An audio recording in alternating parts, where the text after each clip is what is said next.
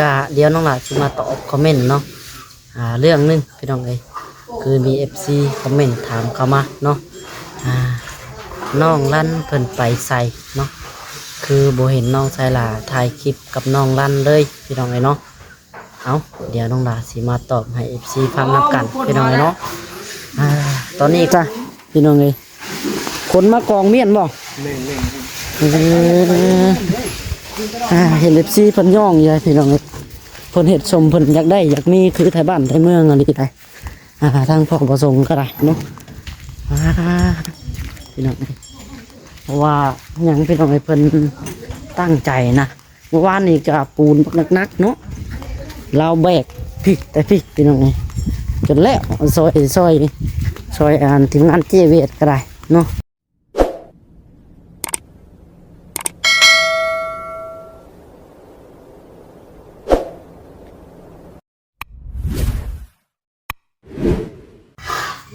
เอาพี่น้องเนาะสบายดีเนาะสบายดีและสวัสดีเด้อพ่อพี่น้องเนาะกันเบิดสู่คนพี่น้องเลยพบพ่อกับท่าน้องหลาอีกคือเก่าคือเดิมเนาะเอาเพิ่มเติมในตอนนี้พี่น้องเลยเนาะกะเดี๋ยวน้องหลาจะมาตอบคอมเมนต์เนาะเรื่องนึงพี่น้องเลยคือมี FC คอมเมนต์ถามเข้ามาเนาะน้องลั่นเพิ่นไปใส่เนาะคือโบเห็นน้องชายหลาถ่ายคลิปกับน้องลั่นเลยพี่น้องเลยเนาะเอาเดี๋ยวน้องหลาสิมาตอบให้ FC ฟังนับกันพี่น้องเลยเนาะตอนนี้ก็อยู่ในบรรยากาศเห็ดเทือนทางนี้ก็ได้พี่น้องเลยเนาะเอาก่อนอื่นก็เดี๋ยวน้องหลาขอตอบให้ FC หับผู้นำกันก้อนเนาะก็คือนะพี่น้องเนาะทางน้องลั่นเพิ่นได้เมื่อบ้านเด้อเนาะเพิ่นเมื่อบ้านเพิ่นพี่น้องเลยเมื่อบ้านพ่อแม่กันเองเนาะหรือว่าบ้านของแม่เฒ่าพ่อเฒ่าน้องหล่าพี่น้องเนาะก็คือเพิ่นเมื่อได้สักพักแล้วพี่น้องเนาะเพิ่นเมื่อได้ประมาณ4 มื้อ5 มื้อแล้วล่ะเนาะเพิ่นเมื่อดำหน้าพี่น้องเองก็คือทางพุ่นยังดำให้ดำหน้าอยู่ทางบ้านแม่เฒ่าก็ยังทันได้แล้วพี่น้องเนาะยังบนเวียนกับการดำหน้าอยู่ทางพุ่นก็ได้เนาะแต่ถ้าน้องหล่าเองก็บ่ได้เมื่อพี่น้องเนาะFC หลายคนก็ อาจสิฮู้แน่บ่ฮู้แน่พี่น้องเนาะเพราะว่าน้องหล่าก็บ่ได้แจ้งบอกให้ FC ฮู้เลยว่าตอนที่น้องรันเพิ่นกลับบ้านเมื่อเนาะน้องหล่าก็บ่ได้อัดคลิปบอกเลยนะพี่น้องเนาะแล้วก็น้องหล่าก็บ่ได้เมื่อนำเพิ่นนำเนาะมีแต่เมื่อส่งเพิ่นอยู่ฮอดวังรัก35พี่น้องเนาะ35แล้วก็มีทางอ้ายเพิ่นมารับเอาเนาะหรือว่าทางลุงพี่น้องลุงของน้องหล่าเนาะเป็นอ้ายแท้ๆของเพิ่นแหละมารับเอาคนละครึ่งทางว่าซั่นเนาะน้องหล่าบ่ได้เมื่อเพิ่นเพราะว่าเนื่องจากน้องหล่าคาเวียกอยู่นี่แหละพี่น้องเอ้ยพอดีทางผู้หลักผู้ใหญ่เพิ่นเนาะได้มอบหมายให้เฮ็ดงานพี่น้องเอ้ยแล้วก็รับหน้าที่เป็นสะพานบุญให้กับทางครอบครัวเนาะแม่อ้อยเพิ่นแล้วก็แม่พันธุ์แล้วก็แม่นางเพิ่นพี่น้องเนาะในตอนนี้ก็กำลังพี่น้องเนาะดำเนินการโบกมีการเป็นของเงินของทางแม่อ้อยเพิ่นพี่น้องเนาะเพิ่นเริ่มตั้งแต่ตอนก่ออย่างเนาะในตอนนี้ก็กำลังโบกกำลังสาบอยู่พี่น้องเอาก่อนอื่นกันน้องหล่าก็เนาะขอมุกขอบใจหลายๆด้วยแม่เด้อเนาะที่ไว้วางใจน้องชายหล่าพี่น้องเนาะแล้วก็ทำหน้าที่เฮ็ดบุญในครั้งนี้พี่น้องเนาะที่ได้ช่วยเหลือทางตาดองหรือว่าทางพ่อแม่ของทางเบาส่งพี่น้องสำหรับจังใดก็ดีใจน้ำเพิ่นนะพี่น้องเนาะตอนนี้กันน้องหล่าก็ขอมุกขอบใจหลายๆทางผู้หลักผู้ใหญ่หรือว่าทางแม่อ้อยเนาะก็ขอให้ทางครอบครัวแม่อ้อยเนาะอยู่ดีมีแห้งสุขกายสบายใจขอให้แม่จะมีแต่ความสุขความเจริญนะแม่เด้อเนาะความเจ็บไม่ได้ความไข่บ่อยนี่พี่น้องเนาะปรารถนาสิ่งใดก็ขอให้ได้ดังมนุษย์คดอยู่ในเมืองคนบ่อยจนเงินไส้เพิ่นสาเจ็บให้เจ้าสาได้เพิ่นสาไข่ให้เจ้าสามีขอให้แม่จะมีสุขพลังมันยืนนะแม่เด้อสาธุพี่น้องเนาะ ไปโอเคพี่น้องเลยวันนี้เดี๋ยวส่วน FC เข้าไปเบิ่งบรรยากาศนำกันนะพี่น้องเนาะลังสาดอยู่ตรงทางพุ่นก็ได้นะพุ่นแหละสาดแปะก็ได้พี่น้องเลยเอาเดี๋ยวไปเบิ่งบรรยากาศนำกันพี่น้องเนาะตอนนี้โบกฮอดไซด์แล้วพี่น้องเลยเนาะ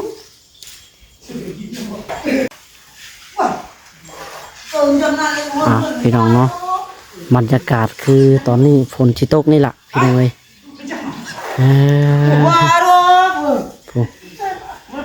เสียงแซวพี่น้องเลยอยู่ทางในก็ได้เนาะนี่ก็อยู่หน้าบ้านเพื่อนซานพอว่าส่งคือเก่าเด้อเนาะน้องหลาก็ยังบ่ทันเคลื่อนที่ไปทางใดพี่น้องเลยเนาะว่าสิได้ไปเพื่อนในคำหลาก็ยังทันได้ไปเถื่อพี่น้องเลยคือว่าได้ยินข่าวแว่วๆอยู่ทางนั้นพี่น้องเนาะติดตามคลิปอ้ายๆเพิ่นอยู่เนาะเห็นทางตุสิทธิ์เพิ่นได้แจ้งข่าวดีเรื่องเฮือนเรื่องชานอยู่พี่น้องเลยตัวดีใจน้ำเพิ่นอยู่ทางนั้นก็ได้เนาะเอาจังใดก็ได้เดี๋ยวส่วนFCขอไปเบิ่งเนาะบรรยากาศนำกันพี่น้องเลยนี่แหละทางตะรองเพิ่นก็ได้พี่น้องเลยเพิ่นเฮ็ดสมเพิ่นจักได้อะไรได้เนาะซ้ายนี่ทีมงานนี่บ่ได้จับบ่ได้แตะเลยพี่น้องเลยเรื่องโบกนี่เนาะเรื่องเรื่องฮอนเนาะเรื่องฮอนซ้ายนี่พี่น้องเลยเป็นตักมาพูดแหละพี่น้องเลยใครตื่นไปหายังกับแปะเจรถชื่อยังเที่ยงชื่อน้ำเที่ยงบ่ซื้ออะไรน้ำโคกเจ้าบ่กินน้ำโคกเจ้ากินแต่น้ำเที่ยงพี่น้องเลยไกลตื่นเลยมีทรายกันไรพูดแหละบอลก้อนบล็อกตรงนั้นแหละพี่น้องขาวๆก้อนบล็อกคือหลังนั่นแหละเนาะเดี๋ยวพูดแหละสุกมาพี่น้องนี่เด้เพราะว่ารถมันเข้ามาบ่ได้นะพี่น้องเข้ามาการรถมันคาคือเข้ามาในมือก่อนนั่นแหละพี่น้องเลยแองแรงอยู่ในหันเนาะมิดลงลิฟต์จำเลยทางประตูเพิ่นพี่น้องนั่งแย่งเฮือนลูกหลานอยู่อันนี้ก็ได้เฮือนนั่นเนาะแม่ก็ส่งอยู่พี่น้องเลยตู้ก่อขักได้บ้านพี่น้องเลยกูจะเลี้ยงมุดมือนะมันไรอยู่กูนอนนะบ่เลี้ยงเลยกาแฟก็เลี้ยงได้กาแฟก็เลี้ยงเนาะพี่น้องเลยทางตะรองสบายดีตะรองเนาะฝนสิมาแล้วได้บ้านนี่สิไปทางได้บ้านฮะสุกชายบ่โอ้ป้าสับป้าชวน FC ไปเบิ่งก่อนจ้ะพี่น้องเลยคนมากองเมียนบ่เห็น FC เพิ่นย่องอยู่พี่น้องเลยเพิ่นเฮ็ดสมเพิ่นอยากได้อยากมีคือไทยบ้านไทยเมืองอะไรได้ทางพ่อประสงค์ก็ได้เนาะพี่น้องเพราะว่าอย่างพี่น้องเพิ่นตั้งใจนะเมื่อวานนี้ก็ปูนนักๆเนาะเราแบกพี่น้องนี่จนแล้วซอยทีมงานเจเวทก็ได้เนาะพี่ทรายไกลเติบได้พี่น้องเลยจากเฮือนเนาะพี่กองอยู่พี่โอ้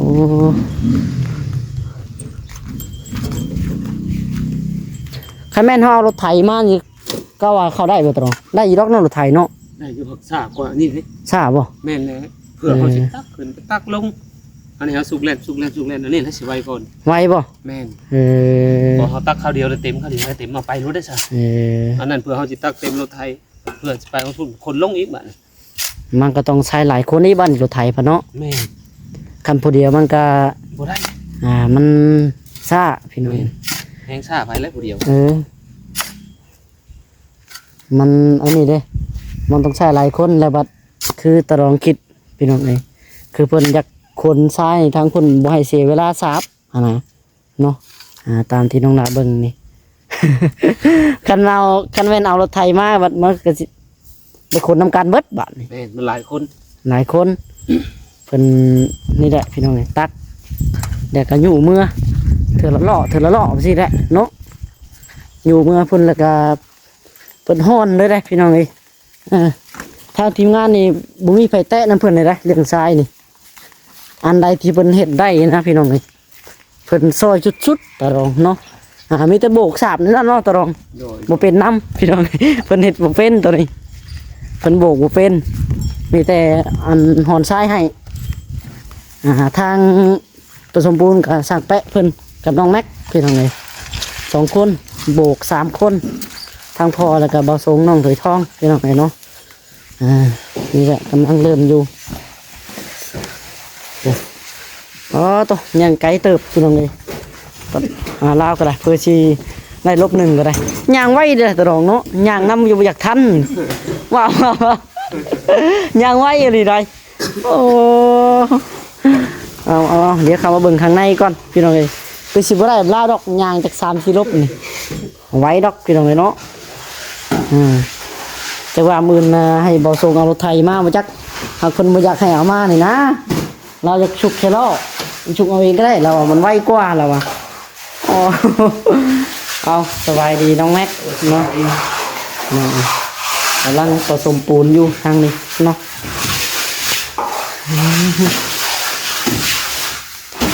ได้น้องแม็กให้ลองเทียบบ้างดูระหว่างรถไถคนกับล้อฉุกไรไว เดี๋ยวรถไทยได้ ฮะ เดี๋ยวรถไทยเด้ รถไถก็นี่ลาวอ่ะบ่แพ้ล้อแล้วป่ะ โดสมัครไปยังมันเด็กมันเลย แล้วบ่แพ้ล้อได้ไวกว่าแล้วฮะบ่แพ้ล้อบ่ฮะ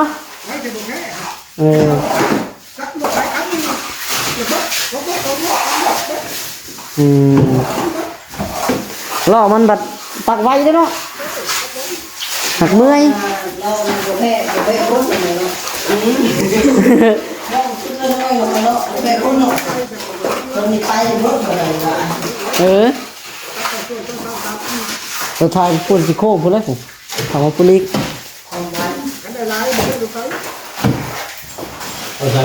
ใช้ลมดีเนาะ คันรถไทยก็ใส่ลายก็ไว้อีกค่าอีกบาทเป็นได้บาทเลยเนาะ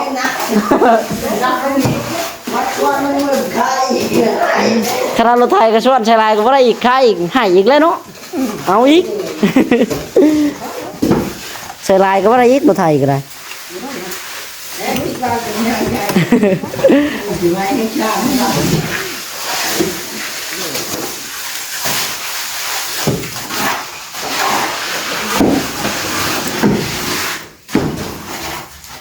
แต่บอกอีกทีนี่จะแต่ง ฮะ เขามีเสียงเลยเสียง ไปจะได้น้องตัวทอง แต่งรูดเทคนิคกระดิบไปเลย มันลงเป็นกำลังสามอยู่เลย ไม่ได้เกี่ยวมันไม่เข็มเลยมันเรียบเลยสถาบันมันคือเกี่ยว ยันว่าลูกบอลมือชีหาตัวยังงามแต่ในรูป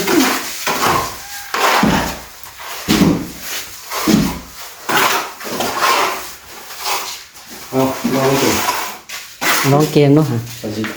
มีลงฟอง เขาเนี่ยสิรูปเลยเอาเกียงใส่เกียงคนนั้นคนนั้นแท้เลย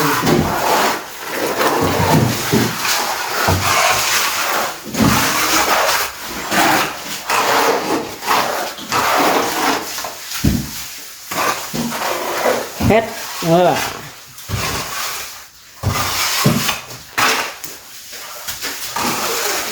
คือท้องอาสาสมัครพี่น้องเอ้ยเป็นว่าพาเดียวเนาะผู้เดียวเนาะ ทางพี่เนาะทางบ่ส่งกับพ่อเราไว้ได้ผา4ถึง2ผาเป็นมาก่อนเด้สบายดีบ่ส่งเนาะ เข้าไป เพราะว่างานตัวนี้เนาะสุดยอดพี่น้องนี่งานหนักที่สุดก็คืองานโบกนี่แหละหากใครแต่พมมื้อนี้บัดออกนอกก็แล้วแดด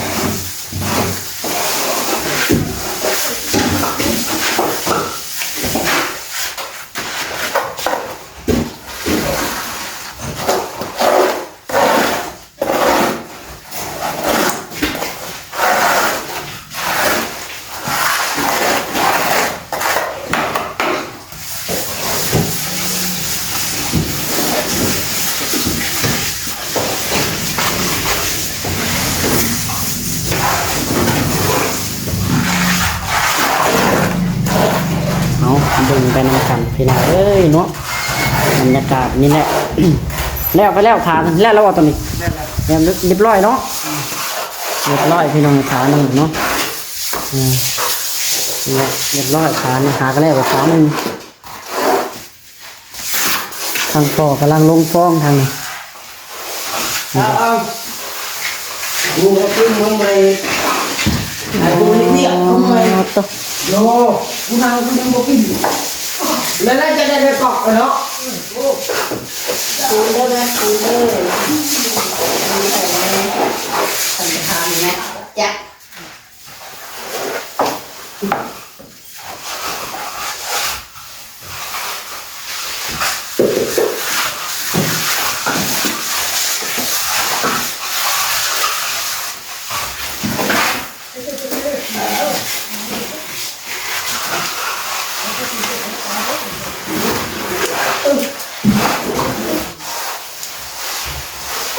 เกียงปั้นบ่คู่กันบ่พอ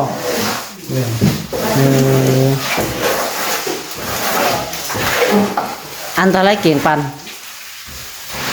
ยังนี่ละเดี๋ยว บ่คู่กันเนาะ คอยซอยจังหวะกัน อยู่ในบ้านมีบ่บ่มีบ้านเดือพุ่นแหล้วเนาะจังหวัดถามมึงตะรองก็ใช้ตะรองเพิ่นคันมีแล้วให้เราไปเอามันเนาะ เนี่ย เกียงปั้นปูน งาน งานดัง มันบ่คู่กันเด้ ได้เวลาของงานแล้วเรื่องของประชาชนอะไรเนี่ยคนแหละ ถ้าก็ถามมึงตะรองเด้เฮาไปเอาดอกมันถ้ามึงตะรองก่อนใช่คุณเนาะสุขซ้ายอยู่เนาะ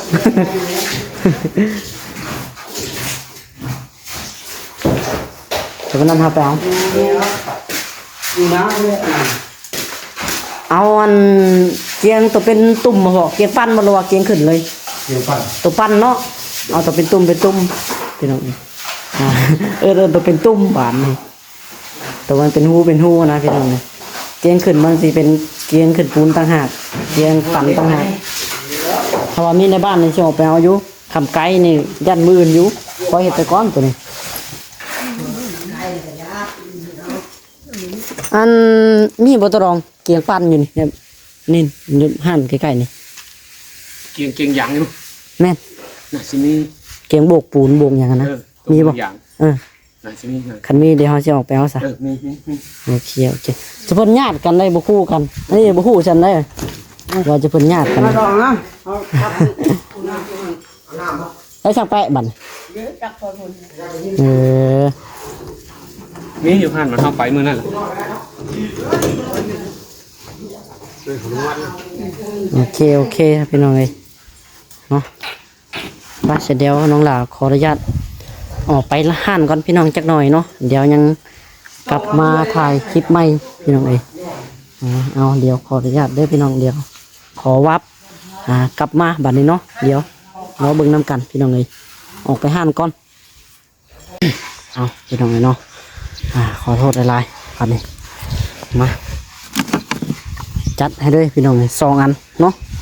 ให้สิเพิ่นฮึบเอาโตขนทางนี้ก็ได้พี่น้องเอ้ยขนเป็นขนดาวเนาะตัวนี้จะเป็นตัวห่อแล้วน้องตะรองของตัวนี้พี่น้องตัวนี้ยังขนมาใหม่แมลงบ่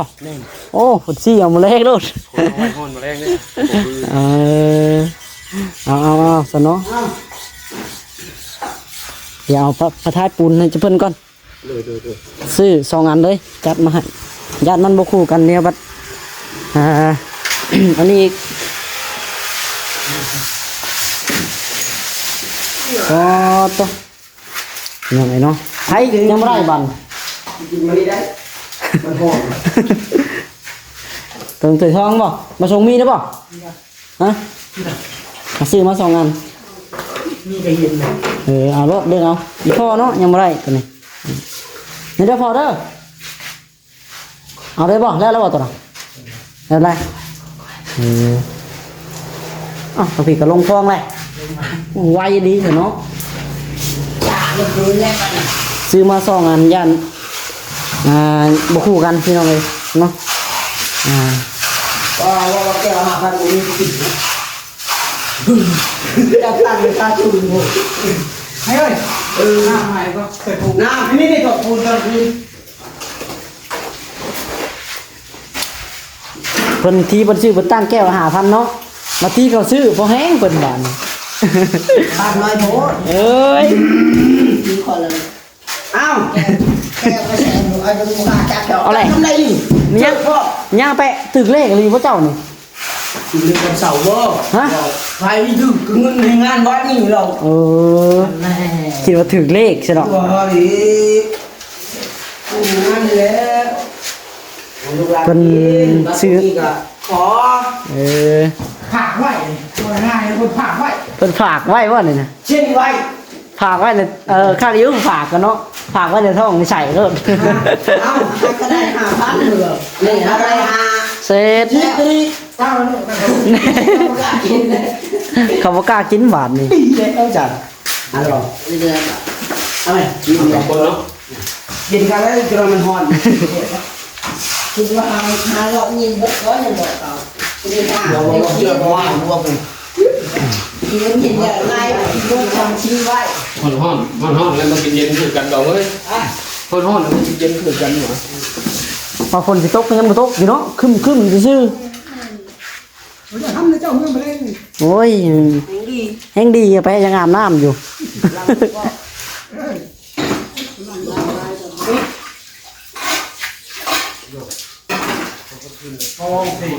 ก็ตัวสั่งแปะให้ได้พี่น้องไง มาบินแบวดิ เอามากระทินเขามากระทินพี่น้องเอ้ยเป็นเตียง กระมุงเล่นแม่มุงเริ่มด่า โอ้มุงเขาว้าวโต ตัวพอตัวมันตามไปปลูก ปาเต้ปลูกนี่เนาะ มันให้เอาตรงวันนี่เอาไม่ได้ต่ำเลย เอารถมาจุ่มคน ปิดเลยคุณมาหาเซ่ แน่ นั่นแห แล้ ละ ก็ได้ทหารใช้แล้วก็บอกพอเราเอาลูกเหรอบอกให้คนมาใส่กระลาบุ้งบอกใช่ จับเลือดเนาะจับหลักเลยโอ้ยเดี๋ยวโอ้แพ้เขา โอ้กันที่ได้เงินน้ำพันห้าแสนก็เอาไม้เสียบลงไปปล่อยไว้เพราะเขาลักไก่ยิงตายแล้วก็เอาไปปลูกไว้ กำลังขูดบกแก้วพี่น้องเนาะขูดคักแน่เด้อเนาะมาเป็นว่าสาบเลยสิป้าแบบนี้ได้พี่น้องเลยนี่กำลังขูดกำลังแต่งให้มันงาม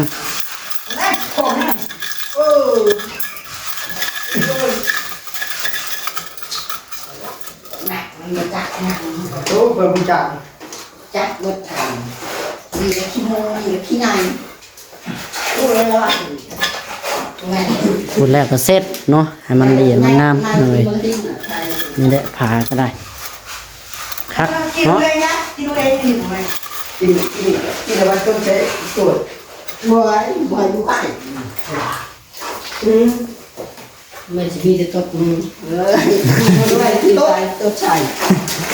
คนมือตดใส่คือบ้าน มีการว่าตดอีกทีมงานนี่พี่น้องเอ้ย ขัดตุ๊ด จะแข่งกันตด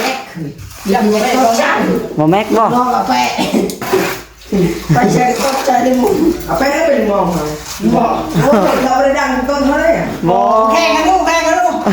คอยหันดูเลยสิ FC ยอมแล้วเดี๋ยวนี้เนาะถ้าก็เฮียนก็เฮี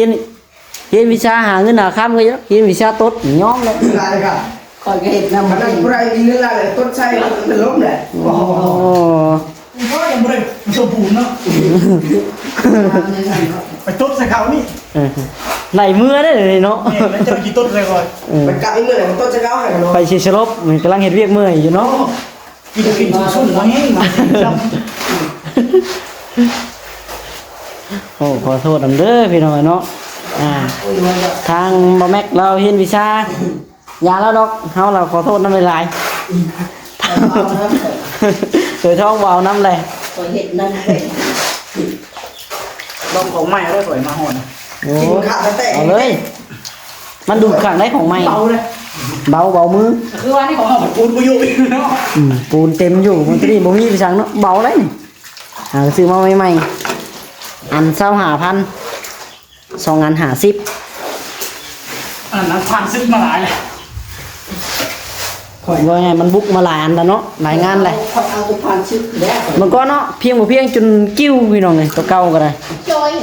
จะจอยจะแปะหัว มันจะตรงนี้แหละ แค่วันเป็นหูจนบ่มีแล้วเนาะไม่ได้ยังว่ามีเป็นหูนี่สันเขาเปิ้นของใหม่ของเก่าแล้วเนาะ เรื่องเฮียกันแล้วของเก่ากับครับของใหม่ของม้วน อ๋อต่อ บอกคุณบนคืนผ่านประสบการณ์มาได้ไง คันไปห้างเลยค่ะไปห้างลูกแปดเด้ โอ้ยเป็นห้างม้วนฮะม้วนเลยฮะมันกว้างแล้วกว้างเลยโอ้ว้ายว่าเป็น บอกไปตัวที่แล้วเนาะเอาแม็ก ลูกศิษย์ลูกรอดเลย ลูกชายจักก้อน ลูกชายเท่าก้อนบ่นี่หึลูกชายตู้ก้อนบ่จักเบิ่งนี่ย่านอยู่เด้อเนาะทรงนี่นะแนมหน้ามาดูเอาเลยหน้าตาคือกันอยู่ไรล่ะ แม็กหน้าตา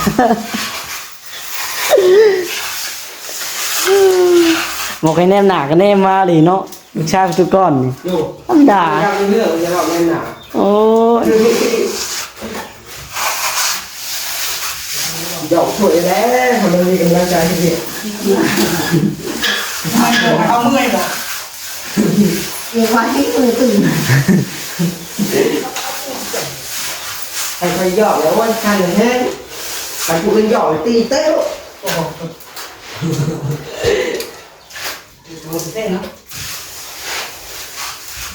ข่อยบ่ว่าน้ำเจ้าแล้วแม็กเนี่ยมันนี่ฮะเจ้าว่าโหดเรื่องตีนเรื่องหยังเลยข่อยบ่ว่าน้ำเจ้าอะไรวะนี่ฮะว่าโหดโพดหมูบ่อยากเว่าน้ำได้หมูว่าโหดโพด ไก่ไก่ เออ อย่าตีตีกัน ไม่ค่อยปู เห็นได้ดู กลับไปเลยแต่อยากกินมันกินมันไป คนตาย แล้วมาส่งสิแล้วแล้วมันจะได้กินเราเลี้ยนี่น้ำจุ่มนี่ชื่ออะไรล่ะ อืมเขายันเขาบ่กินน้ำส้มเพิ่น ชื่อมาแต่รถแล้วยังบ่เบิดอยู่ เขาเงินเร็วนี่ ของใครที่กิน เขานั่งเขานั่งก็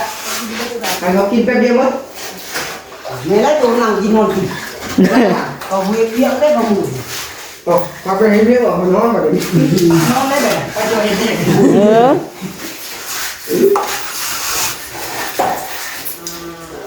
ก็อีกท่านะแม่เป็นการหยาบ ไปที่ข้างบอก เออโยกให้ขโมย โทษเท่าน้ำผู้เดียวบัดนี้เนาะลาวสอนให้คนทั้งโลกเป็นแนวนี้พี่น้องเอ้ย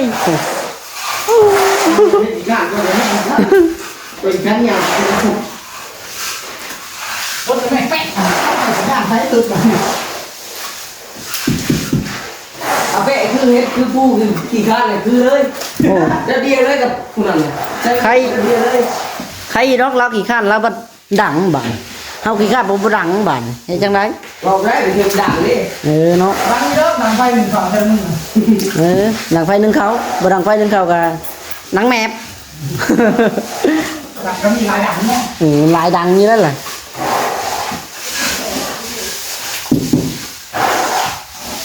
เป็นท่าหน้าเที่ยวเนี่ยโอ้ได้โอ้ยได้ได้เต็มบายอ่ะเฮ้ย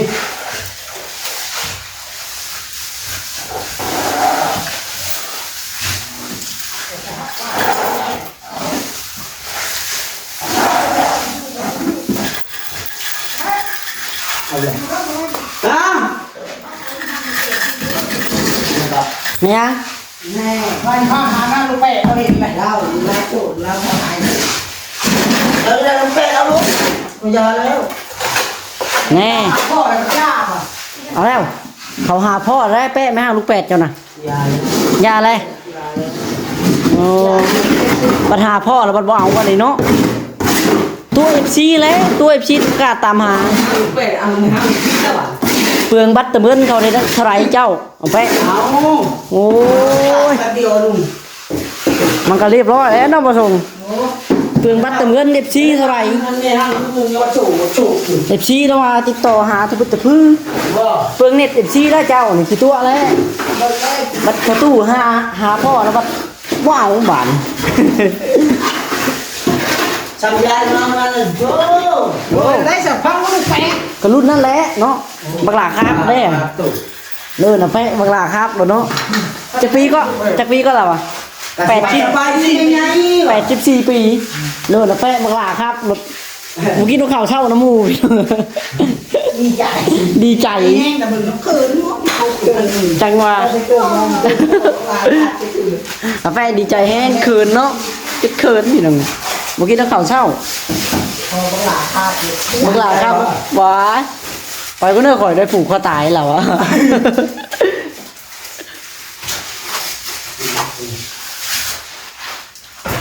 คนยากเนาะ อืม